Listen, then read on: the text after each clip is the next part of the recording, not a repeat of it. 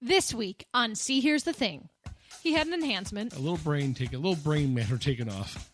The word of the day is forehead.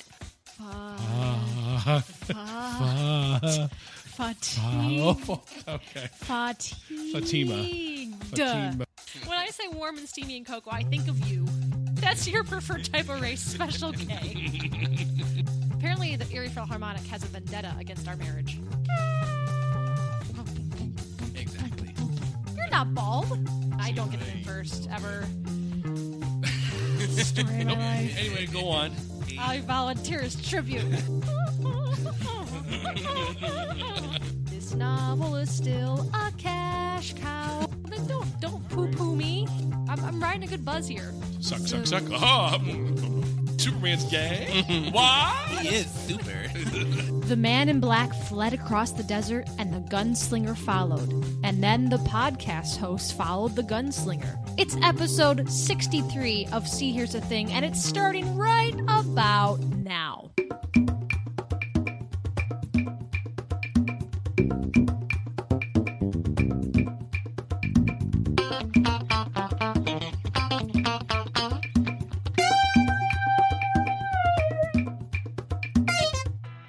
Welcome back to another episode of See Here's the Thing. I am your host, Kate, and I'm also joined by my healing co-host, Patrick. Healing. Yes, I am healing. I didn't say if you're like sitting down, like heal, like a dog command, or... Oh, it's a little bit of both. It's a little bit of both It's a little today. bit of both. Patrick had some minor surgery today. Minor surgery. A little something removed off my forehead. A little something. He had an enhancement. A little brain matter taken off. I can't afford it. Your brain does look kind of big. Yeah. Oh, it's got a big old wad of something on it. No, Patrick had a little bit of skin removed. Again, that doesn't sound good. And now he's doing fine. It's my forehead skin. Yeah. Is what it is. Just taking a precaution. Is the word of the day forehead?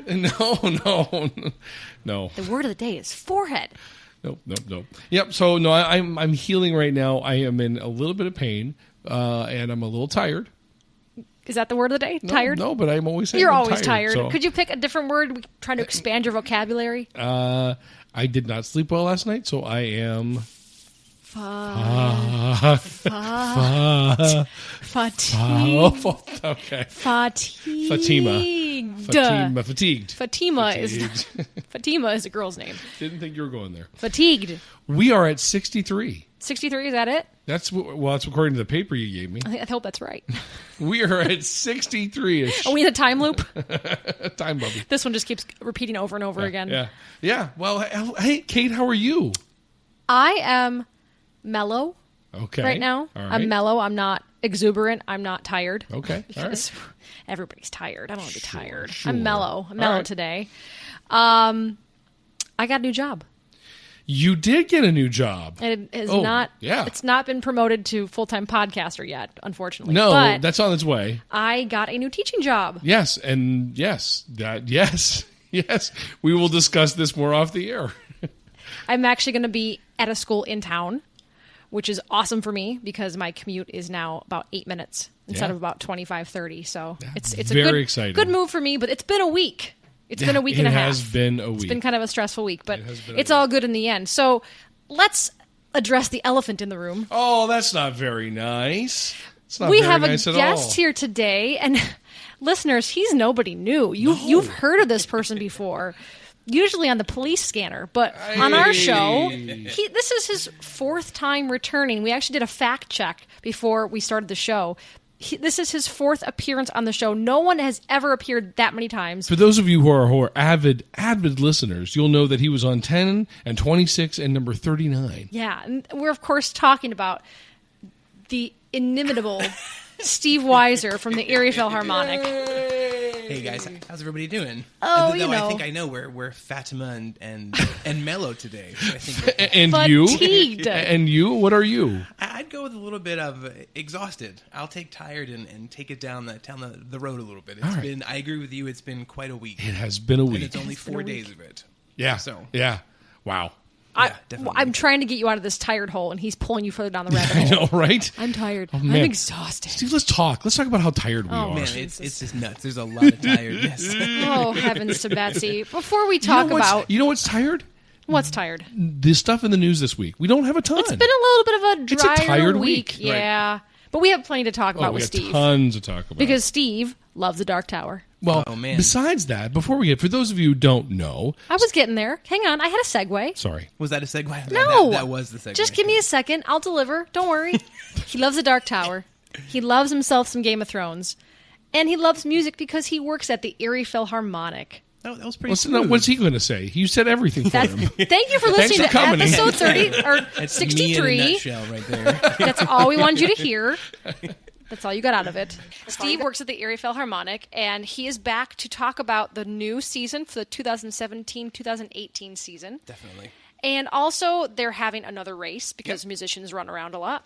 But they're literally going to run around the city of Erie, so we're going to talk about that. Definitely. And all the neat plans they have for the orchestra for this season and beyond. It's a fun season coming up, and then we have some further plans down the road. But there's some good things this year, with a highlight being Bugs Bunny. So we'll get there. Yeah, we'll get there and we'll talk about it. Wascally Wabbit. Definitely. Wascally Wabbit. Yes, we will talk about that in a little bit. But first off, we're going to talk about some podcast news from our little sphere on the internet. This week, Patrick and I got a chance to be on the show, the Gravity Beard podcast, for their special segment This Week Today with Chris Green. And what an enjoyable time. It really, we got the how it was going to work, and we both kind of looked at each other and went, "What?" But it was actually pretty darn It was cool. it was a lot of fun. We are used to. It was a lot of fun. We're very much used to podcasts that are off the cuff, Right. Completely Really? improvised, unscripted. This was a little scripted, but it was so thoroughly researched. It was all to do with the happenings of that specific week. So we filmed for the week of August 2nd, Right. like 4 weeks ago, Right. and then we were told it's going to be published that week. Yeah, so we got it like this script of things that he wanted us to say and what we want to talk about. We both kind of thought, wow, that's really weird. But when we listened to it, it was fantastic. Yeah, he's a great editor. Wonderful editor. Really He cool. made us sound nice. He did a good And he job. cut with that. down 3 hours into about 20 minutes. It was Yeah. fantastic. Oh, yeah. So that was fun. And then on Facebook, we had a poll. And I was a little nervous because I put the question on a little too late, like maybe 3 days ago. Oh, no. It's one of our most popular polls yet. It's a great question. And it is, what is the best breakfast cereal? Steve, what is your favorite breakfast cereal? Gotta go with Lucky Charms. Ooh, Lucky Dude, Charms. I would throw in a Reese's, sort of the Reese's Crunch. Oh, sort of yeah. like Corn Pops, but with fun. Those are definitely good. But I think I'd go with Lucky Charms. if I You and had to. Julielle. Julielle also said Lucky Charms. Yeah, I was surprised that only got one vote out of everybody. Yeah.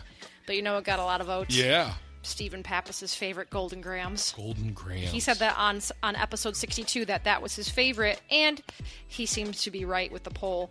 Alexa Maxey from You Can Rewind It, Julie Lokahi, and Jess Sakal also said Golden Grahams. In the camp of Cinnamon Toast Crunch, which I feel is that is the good. superior cereal, Right? TJ Faulkner and Chris Brayton from the More Gooder Than podcast. Other honorable mentions were Frosted Flakes from Jim Griffey. We had Honey Nut Cheerios from Hannah Ostick, who is the podcaster on Film Roast. Cocoa Puffs from Liz Alward. Apple Jacks from Brad Fox. And Raisin Bran from William Kent Lewis. Then we had some write-ins. Like these mentions were so good I had to actually quote the person. David Mitchell said, I use a layer of Lucky Charms, a layer of Captain Crunch, and a layer of Golden Grahams. And then a nap after the big long crash. And then he runs around the house for 30 minutes and then crashes, yes. Man. Phil Rude from Blazing Caribou and Brokebot Mountain, he says, grape nuts and frosted mini wheats. I eat only the healthiest or unhealthiest cereal. So does he eat the frosted side or the not frosted side? Good or is question. it depending on whether he's healthy or not? Yeah, is it the healthy day or not? It depends on, too, where it falls in the milk. Like, if the it sure sugary does. side goes down, does that, like, bring all the sugar to the bottom? Or are you a scraper? Do you scrape the bottom to get the sugar? Yes. These are Okay. important questions. You were very Italian today. I know. And then Eric Garner, minstrel of the podcast, he said Captain Crunch. This is very sad. Captain Crunch Peanut Butter Crunch. Unfortunately, you can't get them in Canada. Oh, I smell a care package. I smell it. Everybody go Nice. podcast bomb Eric's podcast, which is the Know Nothing podcast, and then figure out tease him for his address, and then send him some of that. That's right. Captain Crunch peanut butter crunch, boxes and boxes, or perhaps just a box of Captain Crunch with a jar of peanut butter. That works too. That works too. He didn't specify. All right, Steve. So now that you've heard all the other answers, would you like to change yours, or did you hear something that you? I have to say, I've become a new recent fan of Raisin Bran Crunch, which has definitely come up on the list. It reminds me of when I was a kid with my parents growing up. You'd sort of have whatever cereal was lucky to have in your house. So you'd maybe eat Cheerios, Honey Nut Cheerios. You kind of go through phases. There was a point where my dad specifically liked cereal that was soggy or mushy or I don't know, well done. And there was a point where I came out once and there was a bowl of Raisin Bran sitting on the table. And there are days that he would microwave a cereal. He would pour milk on the bran flakes and then microwave it, which is as bad as you think it is. Yeah, it sounds awful. But the worst was I came out to get up in the morning and there was a bowl of Raisin Bran on the table with milk in it and a spoon, like a lonely spoon in a lonely bowl, but nobody eating it. And my dad's outside mowing the lawn. He's aging it. And he was like, well, no, I poured it and then I wanted to go mow the lawn and I was going to eat it when I came back inside. That's awful. That's awful. So the fact that you can have Raisin Bran Crunch and it's crunchy and good is just sort of, I don't know. Yeah, poetic I like justice, for I sure. like that. Because I actually do enjoy Raisin Bran, the crunchiness of Raisin Bran. Right. And once it starts getting soggy, I might as well just throw it out. No, you eat it quick. There is sort of a point, though, to microwaving it, because, okay, think about oatmeal, which is usually pretty bland. If you microwave, say, Lucky Charms, you're at least guaranteed to have that sugary content still in an oatmeal-type serving. Yeah, but it's not a warm cereal. Why haven't we discovered a way to make our favorite cereals into oatmeal? But it's not a... I don't know the answer to that. That's a good question. Guys, $1 million idea. I don't know. It's such a Seinfeld idea. No, it's such a Seinfeld idea. If I'm having oatmeal, I want something warm with maybe some sugar on it, it's a very different thing. But if I want cereal, I want it to be crunchy. I, to this day, cannot eat but light this cereal. wouldn't be cereal, Steve. This would be cereal oatmeal. Oh my God. You ever thought of a name for this? Oatmeal. Cereal. Cereal. Oatmeal. Oh, all right. Oatmeal. Yes. Jeez. And think about it. Think about the ones that would specifically be really good warm. Like Cocoa None Puffs. of them. Cocoa Puffs. None of them. Thank you. You don't think dive into a warm, steaming bowl of Cocoa Puffs would it be? Oh my God. When you delicious? say warm and steamy and cocoa, I'm out. When I say warm and steamy and cocoa, I think of you. Oh, no. Wow. Speaking of words, Good. Mr. Anderson, would you please give us the word of the day? All right. For those of you who don't know, the word of the day is the word that we will try to get in, slip in, try to sneak it, just see if you can pop it in there without anybody noticing. Poke it in. Yep. So the word of the day to be used in any form of the word is the word buzz. Buzz. B-U-Z-Z, buzz. So I took a little bit of a challenge for this one because we have in-house guests. So buzz. See if you can sneak in buzz. Oh, I think this will be easy. I think it will be a little simple, yeah. And did you tell our guest the updated rules? How you can't use it within a minute because it's too obvious. No, we've had guests on here that you say, okay, the word of the day is buzz, and they go, oh, I got a buzz haircut. No, that's not how that works. There are rules for disqualification is what he's saying. We have never disqualified anyone. Get out. You know what? You're disqualified. No, I'm leaving. Goodbye. No, but it's true. I mean, it definitely needs more time to generate the necessary buzz to keep going. That doesn't count. No, that was like 52 seconds. I think I counted. I was counting. I need to start over. The minute starts 61. over. Illegal use of word of the day. I'm sorry, we're going to have to buzz you on that one.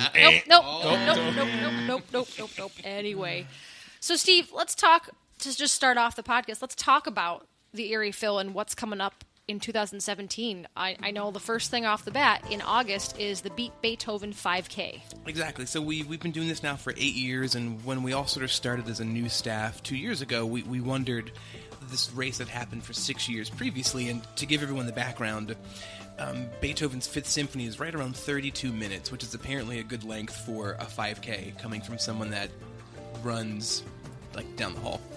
So it's the symphony's about 32 minutes, and the runners will race the 5K, and everyone that finishes the race before the orchestra gets done playing gets a free Philharmonic ticket. So it's sort of a fun little event that we've done.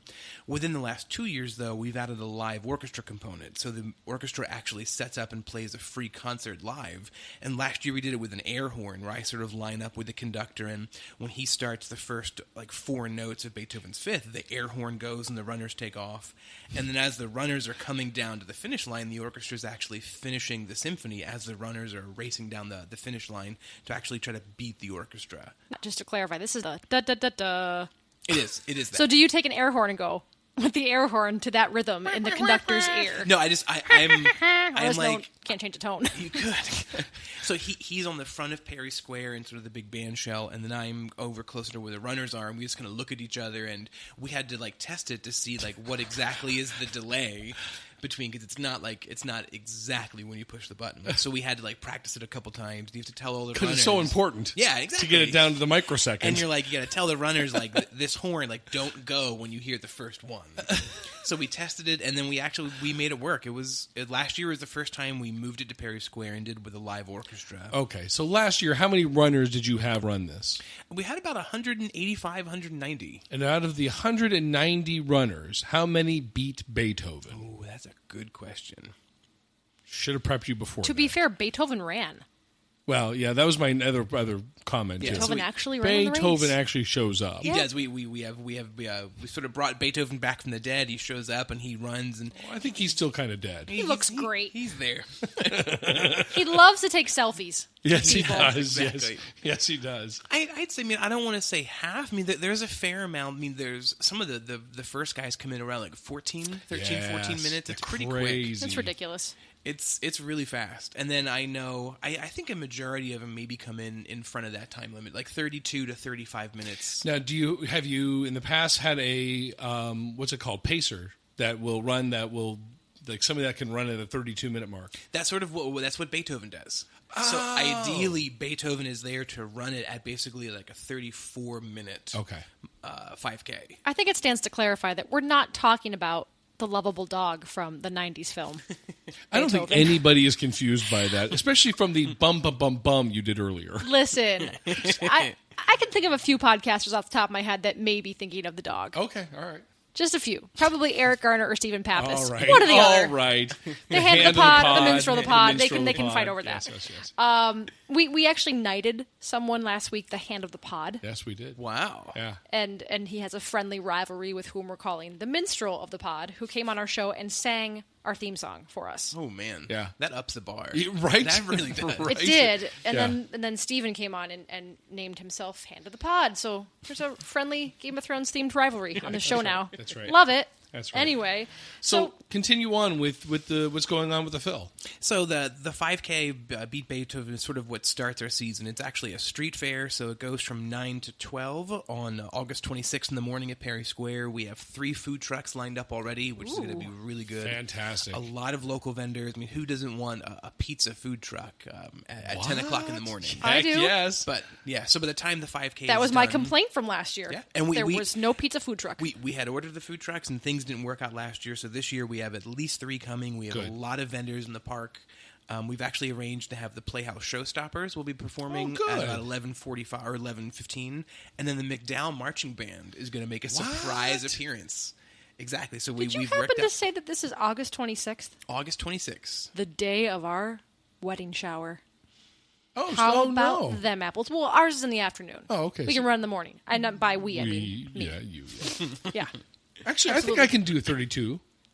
You did a 34. 30-something when we did the one in Pittsburgh. Yeah, I think I can do that. We ran the Mario Lemieux 6.6K. And you might have been 50 minutes.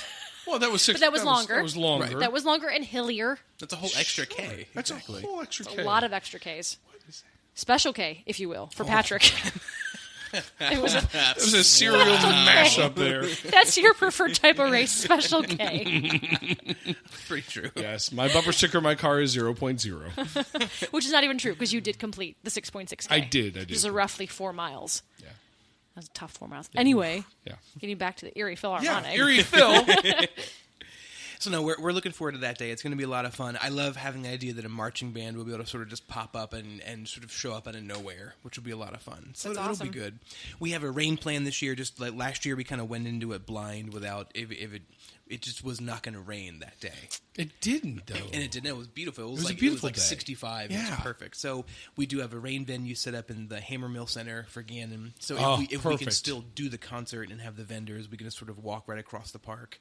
And then the race will still happen right from People Perry will Square. run. Yeah, people are will still crazy. run. Yes. So then we can at least do the concert and kind of mix two things together. So that's Nice. sort of the unofficial start of the season on the 26th. And then the end of September on the 23rd, the season starts and 10 concerts are going to come and go pretty quickly. 10? Is that normal? So we do 10. We do 5 symphonic and 5 pops concerts. So the symphonic are sort of like your Beethoven, your Brahms, and then the pops, we open actually with Lisa Vroman, who doing a night on Broadway, but she was Phantom over 2,600 times. She was Christine. Wow. So she wasn't good. Phantom. She wasn't the first female to play Phantom, but Who was that? no one yet. Oh, all right. Not that I know of. Okay. Well, that's fantastic. So, what else? What other concerts can we look forward to? Oh, let me tell you what we can't look forward to. Well, we can't. Apparently, the Erie Philharmonic has a vendetta against our marriage. Oh boy. Because not only did they plan their race on our wedding shower, they planned a concert on our wedding. So we didn't plan it on their dates; they planned it on our dates. It Absolutely. happens, exactly. That's okay. That's All what right. happened. All right. Yeah. So Thanks a lot. what's happening on our wedding date? That's the 28th, right? Yeah. Yeah, October. So Chris Brubeck is coming to town. Chris Brubeck is the son of Dave? Brubeck. No. So it's the Brubeck I am brothers so quartet. there. It's going to be a lot of fun. I'm so You there. can't. You have an obligation. I want to see Chris Brubeck. Too bad. Well, I'll buy you a Take CD. 5? Yep. So it's a jazz quartet in front of the orchestra, and we play all of those hits with orchestra. Steve, I'll be there. I'll make it work. Don't worry. So will I, if you're there. So it's going to be fun. Symphonic concert the week later. We're doing also Sprach Zarathustra, which if people don't know what it is, it's the opening from 2001 Space Odyssey. Boom, boom, boom, boom, boom. Exactly. That's all you need to hear. That's it, the concert. exactly. I mean, really, why do you have to go? But it's a rare piece to actually get to play live. It needs a bigger orchestra than a normal orchestra. You need more string players, more brass players. So that's it's a fun one to be able to actually get to do live. Yeah. And then basically 3 highlights from the second half of the season that really fit well here. We're doing one of the classical concerts. We're bringing in a guitarist, Sharon Isbin, who's won multiple Grammys, and we ended up sort of getting her by accident. It's a long story, but she's pretty much the Yo-Yo Ma of guitar, and she's coming here. She's hosting the classical Grammys in New York City, flying to Erie to play a concerto with us, and then going. She plays her guitar like a cello? Close. But then on the Pops concert side, we have an evening. So last year we did Casablanca with live orchestra. This year we're doing Bugs Bunny with live orchestra. Okay. All right. So we're doing Spear Magic Helmet? 16 cartoons. You said Bugs Bunny, not Buzz Bunny, right? Oh. That was pretty obvious, but I had to get it in. I don't get it in first, ever. Story of my life. Anyway, go on. So they bring in a screen the size of basically a barn and hang it over the orchestra. So it's not like the little screen that hangs out in the hall. It's a full-size movie theater screen orchestra, and we will play 16 original Bugs Bunny cartoons with, so like What's Opera Doc, the one where he's Leopold the conductor. Yeah. Leopold. Oh, exactly. Are you going to do that whole thing Yep. too? Oh, All of God, them. that's wonderful. So we have 16 cartoons, which is ironic. Like we've actually found a newspaper ad from the 1950s when you could come to the Warner and for a dime you could see 16 cartoons. Oh my gosh. Yes. And that's sort of why we did did that. that. So that's what we're doing. And No. for a special, you're going to have dime pricing for man, this event. Now, I certainly wish. I will volunteer right now to be the heavy set tenor that sings that high note, holds on to it forever. I will do that. I will do that till the roof falls down on me. I thought you were going to volunteer for something different. I thought you were going to volunteer to shave your head and be Elmer Fudd. That's what I heard. I don't have to shave my head. I can do it. You're not bald. Well, pretty close. You'd like to be. You miss your bald days. Thank you. Yes. You do. Yes. You talk Yes. all the time about how you wish you could shave your head again. I would do it. I would do it. I would do it. Yes. Well, this may be your moment. This might be your chance. No, I want to be the heavy set guy that sings that high note. It's funny. I really can't wait for it. Again, I started with Spear and Magic Helmet. That cartoon, I don't even know which one that one is. Spear and Magic Helmet. Spear and Magic Helmet. Isn't that What's Opera Doc? Helmet, and I'll give you a sample. That might be in What's Opera Doc. I think it is. might be What's Opera Doc. And then isn't that when he's like on the hilltop as the girl? Oh, that's it. Yeah. Yeah. And so some of the best. It's Porky Pig. God, not no. Elmer Fudd. No, Am I getting my people mixed up? It's Elmer Fudd. It's Elmer Fudd. Right, yeah. But we get to use like some of the for advertisements. One of the things we have is Bugs Bunny in like the woman's costume, like leaning on the back of a horse. It's so good. So we're actually doing it twice. Wow. Last year when we did Casablanca, it sold out 3 weeks before the concert. Awesome.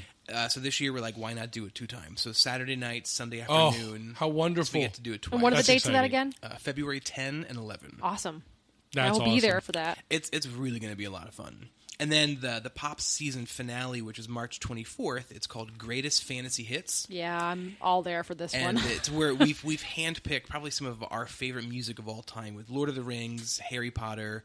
One of our violinists, Christina Dolance, is actually doing an arrangement of Game of Thrones. Wow. Like, we're going to do a world premiere of our own version of the Game of Thrones, 3 different themes. Like a suite from Game of Thrones. I can, off the top of my head, obviously you think of the theme song, which in a second Patrick's going to sing his lyrics for you. But I also think about this last season, this season 6. At the end of the season, we heard some killer music. One of those things. I think it's the Lights of the Seven. We're doing that. Oh, I get chills thinking about it. And we're doing Carmina Burana because it's in Excalibur. So we're going to do the opening of Carmina Burana, O Fortuna. That's one of my favorite pieces. Yeah. One of my favorite pieces. So, and because in Carmina, the first thing you hear is O Fortuna, and the last thing you hear is O Fortuna. Mm-hmm. So we're actually going to begin and end the concert that way. So we're going to open the concert with O Fortuna, do all the music from the movies, and then end. So you get to hear it twice. So you have the chorus is going to sing as well. The chorus will be on that. The chorus is on. We're doing stuff from Skyrim.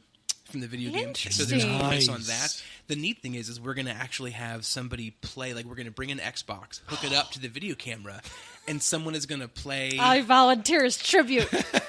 I get to do it. Oh. It's my favorite video game. So we have to try it, and we're gonna I'm sort of practicing now, and we're gonna have a good a scripted path of I'll find a dragon, go in a dungeon, do what we can. But that's so awesome. We'll have somebody play live while we play the music from Skyrim. Wow! Oh, I can't wait.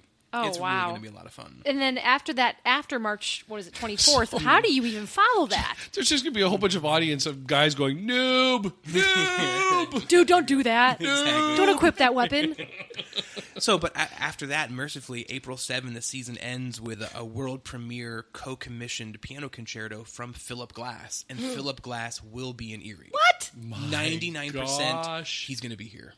So it's with the piano. How old of a gentleman is he now? He's in his mid-80s. Yeah. But it's written for the pianist. I need to say something really quick. Glass. So the guys on the More Gooder Than podcast just compared last week The Illusionist and The Prestige. They battled over which one was better. And they both came out within half a year of each other. They were very close together. That was one of their points. But they were saying how the music in both were pretty good, but they gave the edge to The Prestige. But hey, The Illusionist had Philip Glass, and now he's coming to Erie. Wow! So we're a group of about 4 to 5 orchestras across the country that co-commissioned Glass to write a piano concerto for Simone Dinnerstein. So we're probably going to be the third group to actually give the premiere of it. And Philip sort of comes as a part of the package as long as he's available. So we're still ironing out the schedules, but we can't wait for that. Wow, that sounds amazing. So that's April 7. When are you going to get John Williams to come to town? Soon, hopefully. That would be. I think he's coming to Cleveland this year at some point. So. You do realize that if you do happen to book John Williams and you don't invite Kate, that she will never speak to you again. If he's not on my podcast, I will cry. Millions of tears. Well, she has a photo with him. I do. Oh, wow. Okay. You ever heard I've told you my story. I'm if I pretty met sure. him. Yeah, he was just doing a concert at Avery Fisher Hall, but they had an open rehearsal. So at the intermission of it, all these fans start flocking to the stage. I'm going, if I don't do this now, I'm never going to do this. This is my chance, right? And I think I managed to, when I got up to him, say something like, I've loved you since Jurassic Park, as fast as I could say it. I think he called me cute and, patted me on the cheek, and then we took a picture, and that was it. Nice. And it's the worst possible angle because he's on the stage, I am below him on the stage, and someone took the picture, under my chin. It's the least flattering photo of me. But it's awesome. But it's awesome. Still John Williams, exactly. That's pretty cool. Yeah. So anyway, your season's amazing. It's tough to end that. That's an amazing season. The only thing after that is April 14th. We have another collaboration with the Playhouse. Yay! That's right. And we're doing Bernstein's Candide. Which is the music of Candide is just phenomenal. It should be really good. So it's challenging for the musicians. It's fun. Nothing is better than Make Our Garden Grow. Yes. And of course, everybody knows the song "Glitter and Be Gay" because Kristen Chenoweth made it really, really popular a few years back. I'm glad you said that to our audience. That everyone knows the song "Glitter and Be Gay." Of course, everybody. Well, I'm sure, like, if you've ever vaguely heard it, even if you are unaware of what it was, you could recognize it. Sing a little bit of it for us.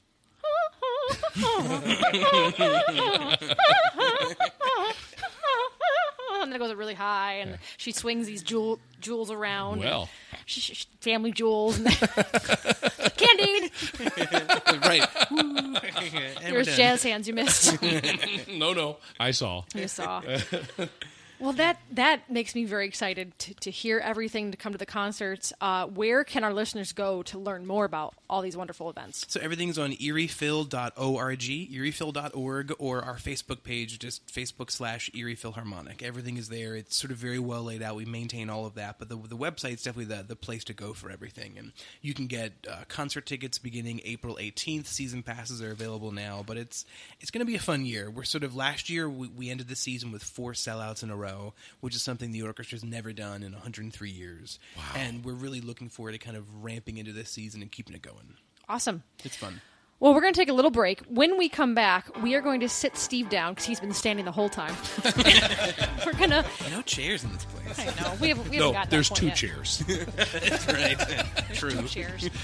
When we come back, we're going to talk about the Dark Tower. We're also going to chat about Game of Thrones and Henry Cavill's mustache when we return.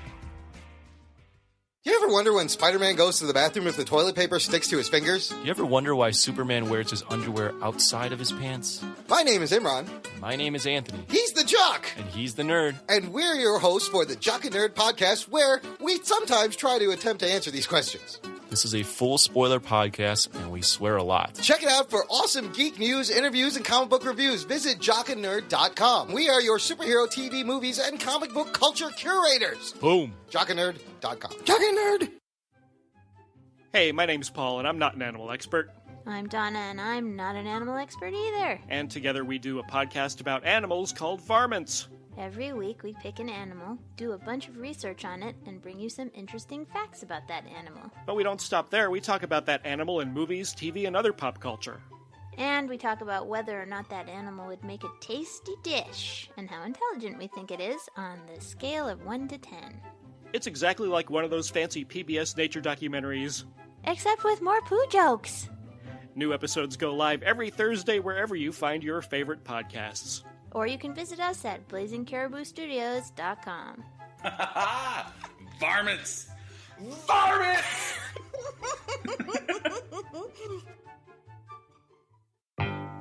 And we are back, listeners, and let's just start with a really awesome news clip that came out this week. It's a theater news clip. We don't often have those, so that's why I kind of wanted to start with it.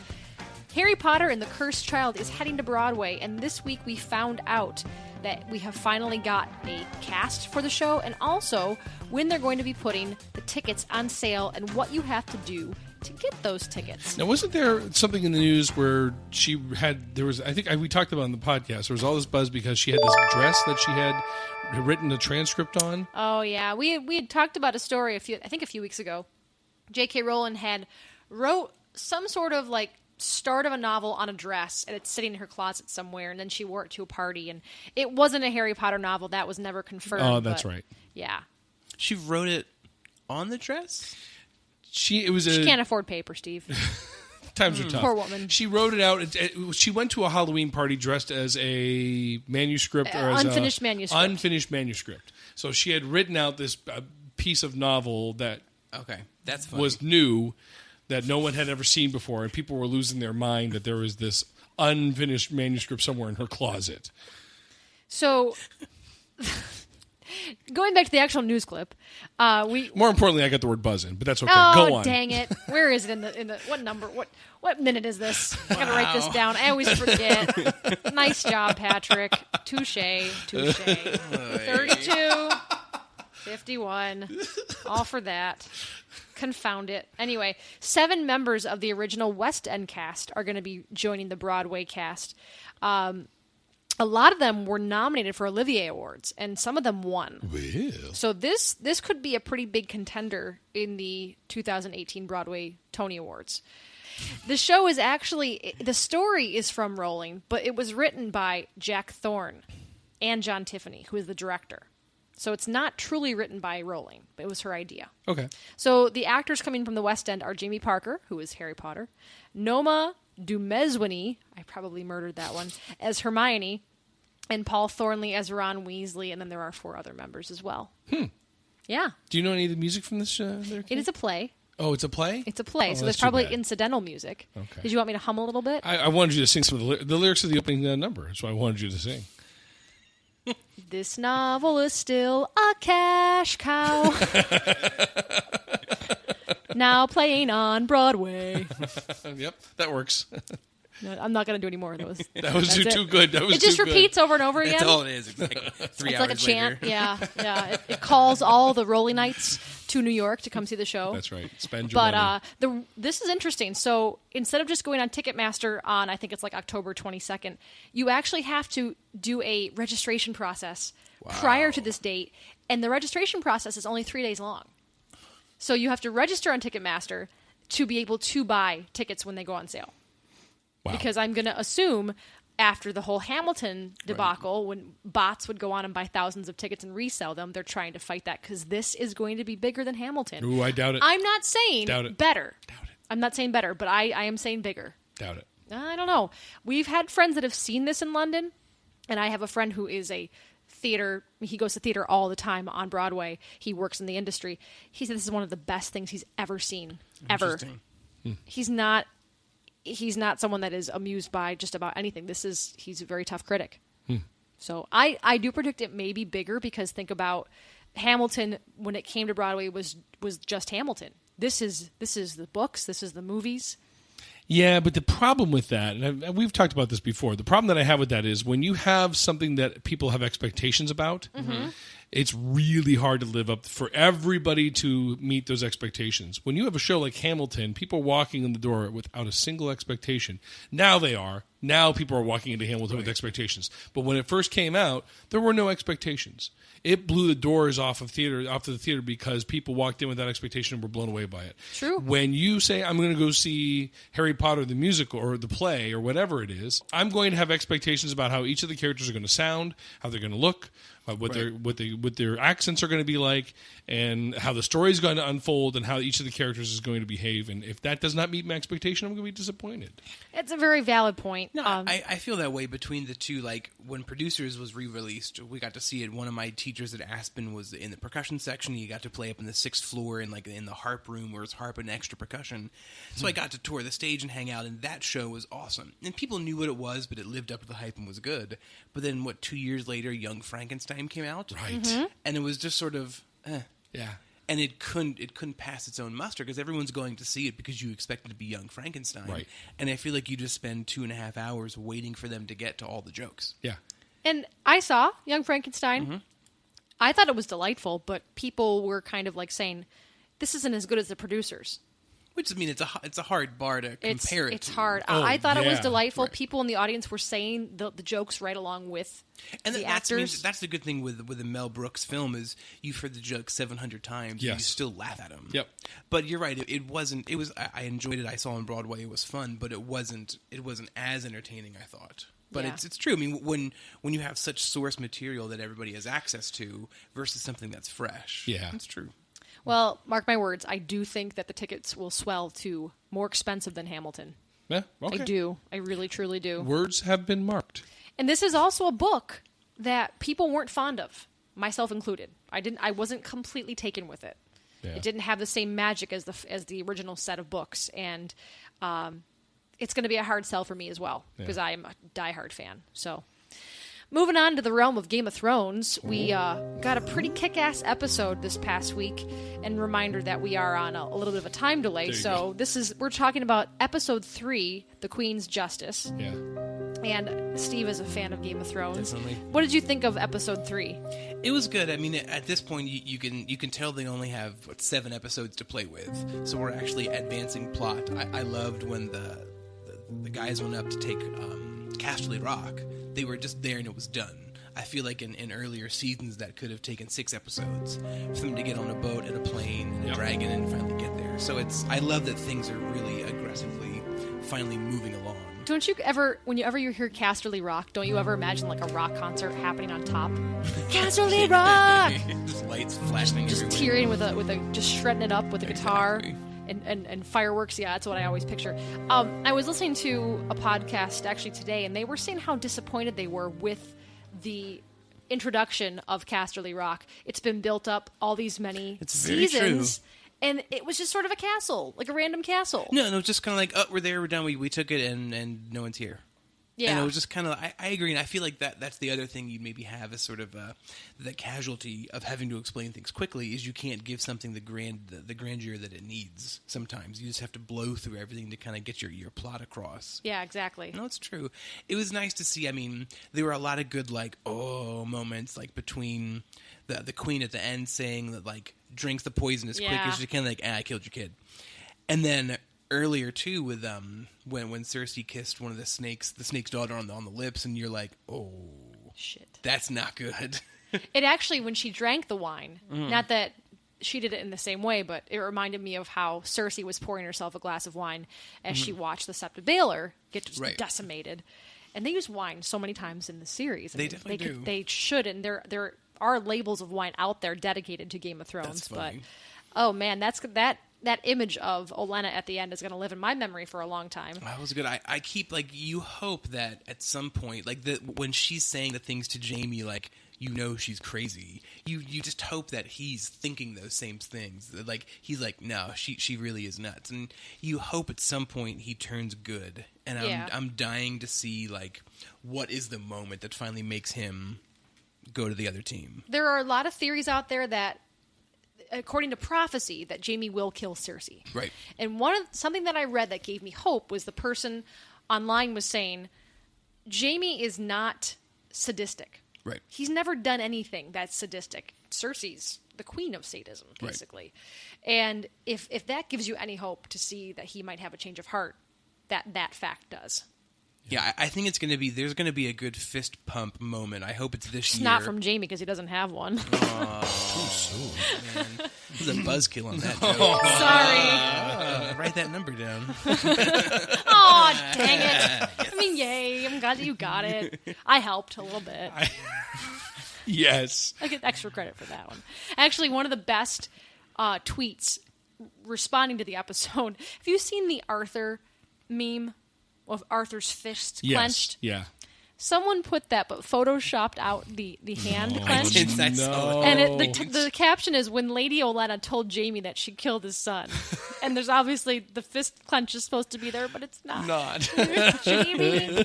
I tell you, Twitter is awesome after an episode airs because there's so many funny people on Twitter. Yeah. And I just love reading all the comments. So in my introduction to Jaime Lannister, there's a movie with Jennifer Aniston and maybe someone else where he plays like a manipulative husband that has a couple other girlfriends, and they bust him. And I think it's Jennifer Aniston, but it's if you search whatever movie's here in.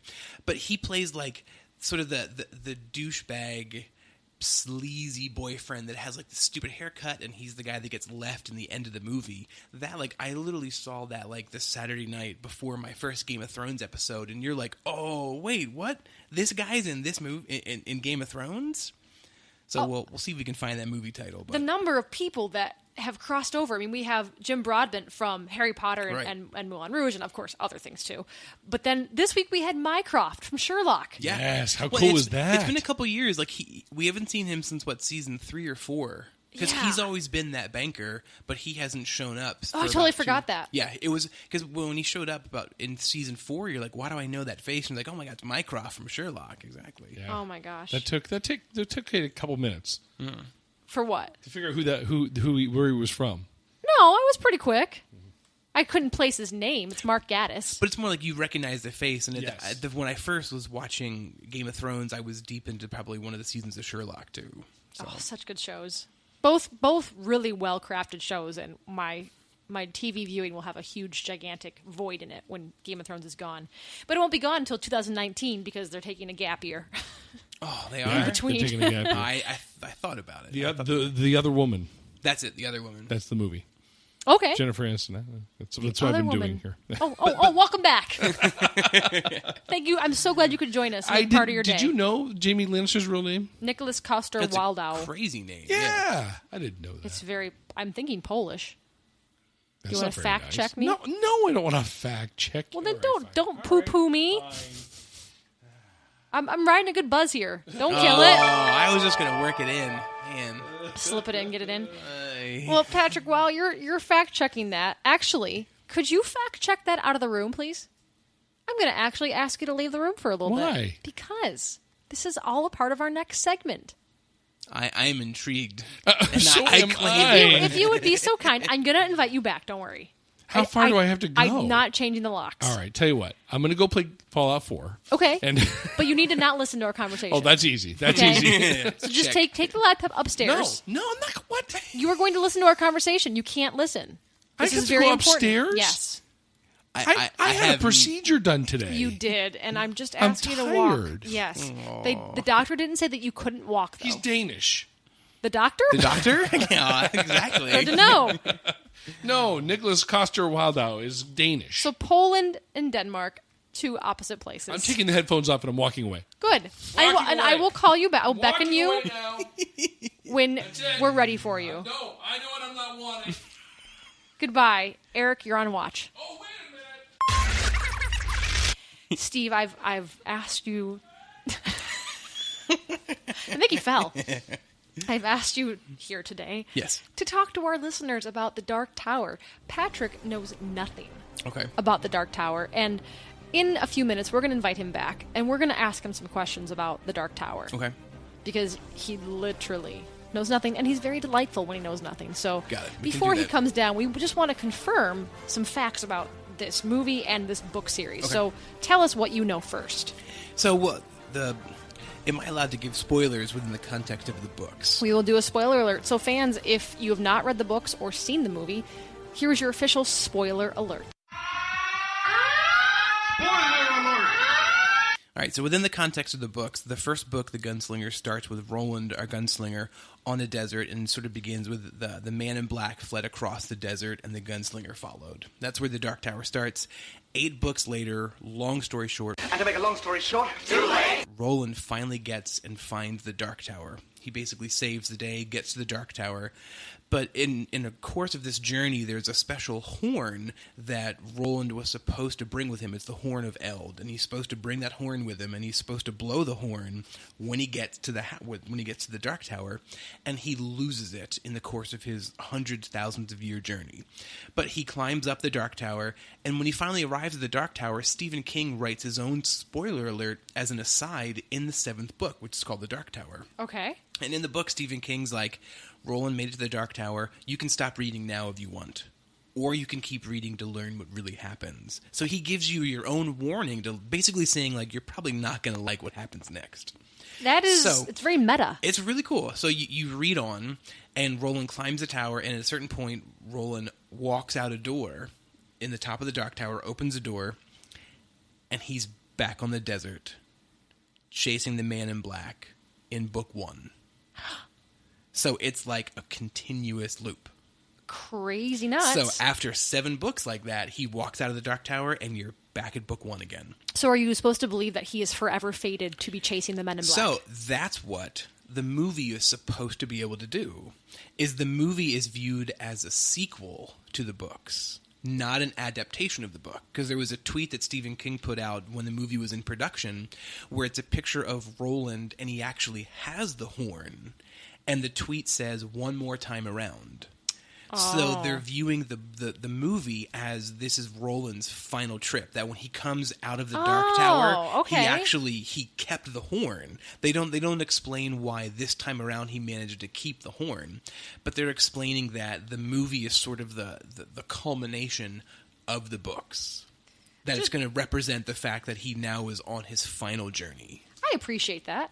Has this ever been made into a movie before? No, it's the first time. They've been trying to make it for a while. They had J.J. Abrams signed on to be director right before he got Star Wars. And apparently J.J. Abrams was a huge fan of Stephen King and of The Dark Tower, and he sort of didn't want to be the guy to screw it up. Yeah. So he backed out, and then ironically got Star Wars right after it. Crazy. That poor guy. Yeah, exactly. But that's why that's sort of why they're playing on the fact that if you look at the first movie, it includes characters from books 1, 2, 5, and 7, basically, and it's because it's not a direct adaptation of the book The Gunslinger. It's more a continuation of the books themselves. Okay, I have a few more questions just for clarification. Got it. What is Midworld? It's sort of it's Roland's version of our world, so it's where he's from. Okay. So it's basically the Dark Tower is the center of the universe. There are beams that go out, and one of the main lines you get from the Dark Tower is there are more worlds than these.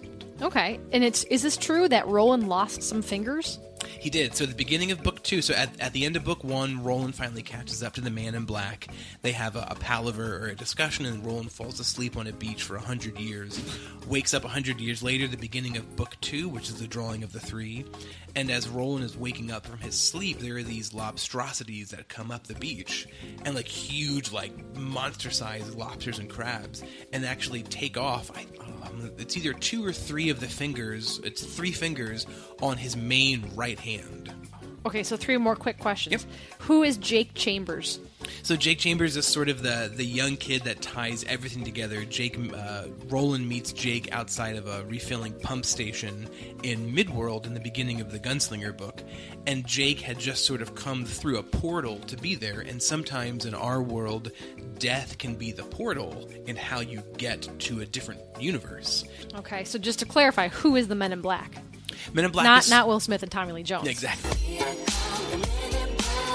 So the Man in Black is sort of the overarching bad guy figure from within most of Stephen King's books. I mean, the Man in Black as a concept can turn into Randall Flagg from Eyes of the Dragon, Richard Flynn from The Stand. A lot of the bad guys, he ends up being sort of that connective bad guy tissue. In the Dark Tower, he sort of takes on the role of Walter and Martin. And it kind of turns out that they're almost one in the same person. There are tons of wiki pages devoted to, is Walter the Man in Black? Is the Man in Black also Martin? Those are kind of the 2 main bad guys. And then I think just to kind of clarify, Crimson King? Is sort of like the ultimate bad guy that the Man in Black works for. Okay, so it's boss. So boss, exactly. So the Crimson King wants to destroy the Dark Tower, and the Man in Black is sort of the way that he does it. How do you actually destroy the Dark Tower? There are beams that sort of connect the tower. This is like trivia time. Yeah. So that there are like, I forget how many beams there are, but the beams are named after animals. So you have the beam of the turtle, beam of the bear, and you destroy these beams, and the beams are destroyed by people that are called breakers. There are sort of people with psychic special abilities that can be used to focus to destroy these beams. Jake is one of those breakers. You've given us a very thorough introduction to this movie. So now I'm going to actually call back Patrick, and we're going to ask him some questions about this franchise. Should go well. Patrick, thank you for rejoining us. Yeah. I have some questions for you. I was young. I needed the money. Not in this episode, not in time. Okay. Or that's a different version of the Dark Tower. Yes. So actually, Steve has a great segue. I just sat here talking to Steve about Dark Tower. Yeah. You know, I don't know a lot about it. I know as much as you know. Pretty much. That's why I told Steve. Yeah. We'd like to ask you some questions about the Dark Tower. I had a procedure done today. Exactly why we're going to ask you these questions now. So when you're ready, just give me a wave, and I'll ask you our questions about the Dark Tower. I'm not going to be ready in any time, That's so why ask me now. Okay. I think that was the wave. I think that was the wave. So Patrick, the main character of the Dark Tower is Roland. Mm-hmm. Tell us about Roland. Roland is a 12-year-old African-American child who's been adopted by a white family. Okay. And he causes all kinds of hijinks. And he's got an older brother and a white sister who actually goes into porn later. Oh. Oh. Yeah. Steve did not mention It's pretty that. spot on. Yeah, I forgot that one You part. forgot that. It's a little bit of like a way more into his biography. We just did a cursory. overview. That went So, I went too deep. thank you for telling us that. I went too deep. That was the prequel. Okay, Exactly. right. So- The origin story. So if Roland is a small black child living Yes. with a white family, Yes. who is the man in black? Well, the man in black is actually very similar to what the man in the yellow hat was to Curious George. The man in black would be the person that takes care of Roland, feeds him, clothes him, changes his diapers when need to be. But isn't Roland a young boy? Is he still in diapers? Roland's got some issues. Oh, okay. He was a Okay. leap year baby. Doesn't want to talk about it. Dang, Exactly. man. He's still young in heart. Apparently, Roland has a special item that he loses along the way in the Dark Tower, but then finds again. What is this item? Oh, it's a map. And It's it's a map. very problematic. Why? Well, because the map shows him where he's going, and he loses it. And that's it? It's a big problem. He needs his map. How does he find And the his, map? and his magic binky, which is a whole different thing altogether. Matt, what are the Magic Binky's powers? The magic binky's powers light the way and give him the mind of a 40-year-old. Oh. So when he sucks on the binky, he becomes a very intelligent man, which is a very huge conundrum because when you suck on it, you become a very intelligent man, but you look like a child. it's almost Age-old problem. to throw off his enemies. Correct. Suck, So- suck, suck. Ah, no, baby. But he's- no. Suck, suck, suck. Ah, no, baby, no. I like how you're giving him the voice of a 40-year-old. He's not a child. Ah, suck, suck, suck, suck. Tell me specifically, where does Roland live? No. What's the name of it? Well, the whole Faulty Towers. No, what'd you call it? Dark Towers. Dark Towers, yeah. Sorry. Dark Towers. Takes place in a neighboring city to Metropolis and the other Gotham? one. Gotham. Yeah, I was going to help you. Yeah. The sister city, which is it's in the center. What's it called? It's called Lost Towerland.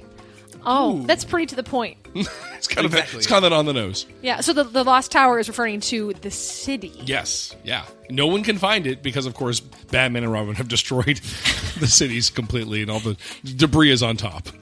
Which is why he lost his map and his magic binky. How was the Dark Tower created?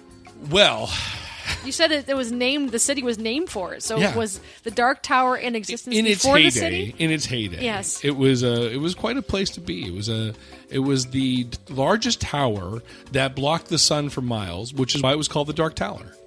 Okay, that's getting to the point. And then Superman and Batman destroyed it, and it was become rubble. Okay, apart from I think I'm dead on. By the way, I'm not saying I'm you're feeling not. good I'm about just this. getting more. I don't know anything about the film. I feel good about this okay. right now. Go on. Roland, aside from his map Yes. and aside from his binky, Yeah. he loses something along the way. What does he lose? Well, all right. Part of the tricks of having the binky that turns you into 40-year-old is that women are attracted to you. So he loses his virginity on this path. And it's really disturbing to see. Man, did you read the books when you went upstairs? Did you read Cliff Notes? Suck, suck, suck. I liked it. Ooh, nope, baby. No, baby. As soon as he stops sucking, he turns right back into a Is baby. this like a big thing? Like one scene he's Tom Hanks, the next scene he's a little kid When again. he's sucking on the binky, he's a 40-year-old man. Does It's he go? very confusing. Does he go to F.A.O. Schwartz and play Heart and Soul on the That's piano? just silly, Kate. No. Why would anything like that happen? No. Okay, getting a little deeper. I think we're too deep. getting a little into this universe. All right. What role does the Crimson King play? Okay. The Crimson, this is obvious. I It's figured. obvious, I just want to obvious. clarify. The Crimson King is. Did you ever see? Crimson Tide? No. Yes, no, I have. No. Wreck-It Ralph. Yes, I have. Yeah, it's just like him, except he's wearing all red. The Just King- like who? The King Candy. Oh, King. Are they related? Yeah. Well, no, he's the Crimson King. It's totally different. But they could be Come on, brothers. Kate. It's totally different. Totally different. No, he was actually the ruler of the Dark Tower. He was on the top of the Dark Tower, and he wore red. And he was the one that screamed to Batman and Robin, "Don't knock down my tower!" In a Mary Poppins voice, he said. That's right. That's right. I'm Mary Poppins, y'all. That's right, man. Poppins, y'all. I really thought for a minute, and this is my fault. I don't know anything about the Crimson King. I thought he was just Sean Connery. No. I think everyone was expecting it to be Sean Connery. I think all of our listeners were like, it's gotta be Sean Connery. It's got to be Sean Connery. No, it was just like King Candy. And how would Sean Connery say the Crimson King? He would say, not my time. I can't do it. I can't do it. He would say, Batman Robin, not my tower. Do you have a binky that when you put it in, you're Sean Connery?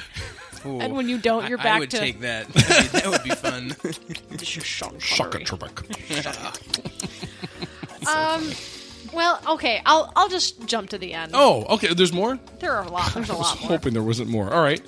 Apparently, you have to destroy the Dark Tower. Whoa. How do you destroy it?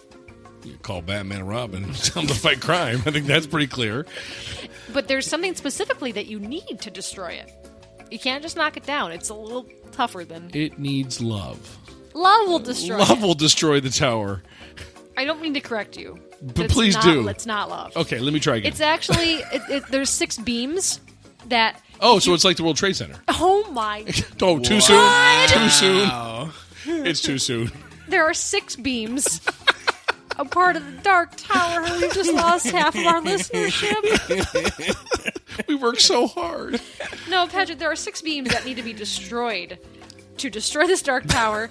But specifically, there is a beam called the Beam of the Turtle.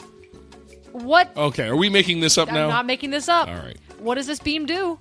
The Beam of the Turtle. The turtle. Which would imply that it has the hard outer shell, but the inside of the beam is very soft. Okay. And when it gets scared, it curls up. So its superpower is hiding. It hides. It just hides. But because the top of it is very hard, it was able to hold quite a lot of weight. The World Trade Centers, in fact. Patrick, thank you for answering all of our That's questions. it? Yeah, I just want to make sure listeners knew about the movie. See, now I was torn between the turtle being that way or the fact that it loses to the rabbit. I wasn't sure exactly which way to go I don't believe with there's a beam of the rabbit, is there, Steve? There could be. I don't remember all of them on the top of my head. There's a lot of beams. There's a lot of beams? There's They a lot have of names? There's at least 6 to 8 of them. There's one more news clip I think is just fun to talk about. And last week we talked a little bit about the fact that Justice League is going through some reshoots. And out came this ridiculous story about how Henry Cavill, who is playing Superman, is they're going to have to digitally remove his mustache that he supposedly had for Mission Impossible 6. Oh, so he's evil Superman. He's emo Superman. Exactly. He's nega Superman. He was already emo Superman. And I love these movies. I said and evil. He was still... Emo works too. Emo works too. Emo. So he came out on social media. Not Ooh, not that. well, Superman's gay? What? He is super. The fabulous stash to prove it. No, he logged on to social media and said the following: "Dear followers," and obviously picture and vision here Henry Cavill. Can you do his voice? I cannot. Okay. I don't claim that as a talent. All right. Dear followers, it is time to finally set the record straight in this mustache fiasco. Pictured above is not a set on Mission Impossible 6, but is in fact the latest in a series of weapons being designed by Warner Brothers and Paramount Studios to combat the entity known as Henry Cavill's mustache. There has been no discussion over whether to shave or not to shave for the Justice League reshoots, simply a relentless campaign to put an end to the seemingly inexorable conquest of this despotic stash. It is not a question of if I should shave, it is a question of how can we possibly be victorious against such a beast without bringing our own doom raining down upon us. Okay, that clearly was not on Twitter. Because that was Clearly not 140 characters. I believe it might have been in like an Instagram or Facebook. I think it was Facebook. Okay, all right. He had some lovely hashtags. Henry Cavill's mustache, hope is all we have left, and mustache impossible. Nice. So that was very humorous. Nice. Right? To end this lovely episode with Steve Weiser from the Erie Well, Philharmonic. before we do, Yeah. I have my segment, What We Learned on the Podcast. In our second week of a brand new segment. Which is skeleton because I had to miss a chunk of it. I'm sorry. Patrick had a brain tumor. It's okay. Oh. Steve Weiser plays Skyrim and loves Lucky Charms. Kate wrote lyrics to Harry Potter. And I was kicked out. This novel is still a cash cow. That's funny. So buy up your seats right now. So, Steve, tell us again who you are, what you do, and where we can find you. So I am the executive director of the Erie Philharmonic. We're a small, awesome staff of 5 looking for a 6th member, which right. hopefully by the next time we talk, we'll have another person working with us. Fantastic. We have a fun season coming up, 10 concerts. You can learn all about it at eriephil.org, our Facebook page, and we're looking forward to a good year, and it's always a good time to be here with you guys. This is always a blast. I let my inner nerd come out and have a good time. I apologize to everybody if they really thought that what I thought happened in that movie actually happened, and they go to the movie and they're disappointed. I'm very sorry. I think there's going to be a lot of disappointment surrounding this movie, but we'll see what happens. Steve didn't mention while you were gone that it's not gotten good reviews. That's too bad. That that is too bad. Your premise actually sounds more entertaining. It's pretty true. If you're going to do a movie, you either want it to be laughably bad or really good. You don't want to land in that meh category. Oh, yeah. No, that's dangerous. Now, before you do wrap up, I do have a question for both of you. Yes. Did you get my reference between the black child with white parents and a sister who went into porn? Do you know what I'm talking about? Oh, my God. Seriously? Oh, Dave Mitchell. Dave Mitchell, help me out here. Is it Give us a hint. Give us a chance It's a to redeem television ourselves. show back in the 80s. Oh. The premise was... Was I alive in the 80s? Was it? You old hate people? you people. Was it? I hate you both. W. Starts with W, right? No. No. Webster? No, that was a different Family show Ties? altogether. Here we go. Oh, come on. Different strokes. Okay, all right. No. Somebody out there is like losing it right now. Okay, it's Different Strokes. Oh, all right. I was like, never mind. Sesame, I was Sesame alive. Street? I was alive in the Jeez, 80s. oh, Pete. David the Gnome? No, it was Different Strokes. Eureka's Castle? And the two two African American children were adopted. DuckTales. Nope. Two African Americans were Darkwing Duck. Oh my God. Tailspin. And then Tailspin's the best show ever. Drummond had this daughter who went on to become a porn star. There it is. Gummy Bears? Was that a show or just dinner? It was both. It was both. That sugar high is coming down. Gummy Bears. Do-do-do-do-do-do, Gummy Bears. Yeah, you play it now. I'm behind to see if you're in the right key. Oh, no, I'm not. I just kind of made that up. No, actually, I did have a CD of the Disney Afternoon at some point, but I'll bring that out next Animaniacs? episode. It's time for Animaniacs. That's it. And Rosini To the max. All right. Every And time we'll it's like sit back polka and dot, relax. she's like, no, not right now. Well, why not? Wasn't there was one joke about like finger something or fingerprints. Fingerprints, that's what it was. And like one of them went like to the camera like, no. It was very adult. No, and all the parents are like, what? What are you watching? Well, aren't they? They're going to reboot Animaniacs. Yeah. Really? Yes. Anyway, this episode has gone longer Yeah. than we normally go, but Sorry. it's just full of so much good this Yeah. week. We want to thank Steve for stopping by, drinking a few beers with us, Yeah. instructing Anytime. us, enlightening us on the Dark Tower. We want to thank Patrick for creating possibly a new Saturday morning cartoon series with the Magic Binky. That's right. And I also want to thank the wonderful staff at down on the Shady Side down in Pittsburgh for an awesome day today. Yes, thank you so much. We will see you next week for episode 64. Keep tuning in, keep reviewing us on iTunes, and we will see you around. Bye. Bye.